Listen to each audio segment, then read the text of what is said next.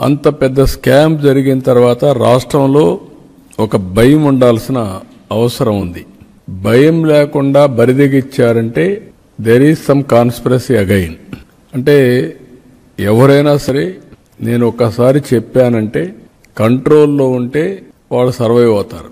Control తప్పి ఇష్టానుసారంగా మేము చేస్తాం, మీ వల్ల అయింది మీరు చేయండి అంటే మాత్రం, నేను ఆ రోజు కూడా చెప్పా, ఒకసారి కొరడా తీసుకుంటే మాత్రం విశిక్షణ ఉండదు. నేరస్తులు ఎవడైనా ఎవరి ముసుగులో వచ్చినా ఎవరు ముసుగేసినా ముసుగు తీసి నేరస్తుల్నే చూస్తానని చెప్పి నేను చాలా స్పష్టంగా చెప్పాను. అందుకే ఒక పక్క ప్రక్షాళన, ఒక పక్క ఇలాంటి నేరాలు చేసే వాళ్ళని వన్స్ ఫర్ ఆల్ ఈ రాష్ట్రంలో ఒక ఫ్యాన్సీ తయారైంది.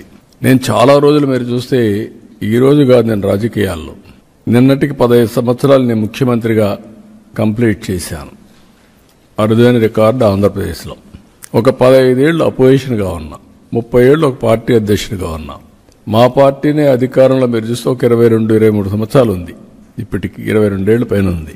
ఇవన్నీ తెలిసి ఎప్పుడూ చూడనటువంటి విపరీతమైన ధోరణి, విపరీతమైనటువంటి నేర చరిత్ర కలిగిన నాయకులు నేరాలు చేసి ఘోరాలు చేసి ఎదుటి వాళ్ళపైన గుడ్డగా కాల్చి ముఖానేసినట్టు ఎదుటి వాళ్ళపైన వేసి తప్పించుకోవాలని ప్రయత్నం చేస్తున్నారు.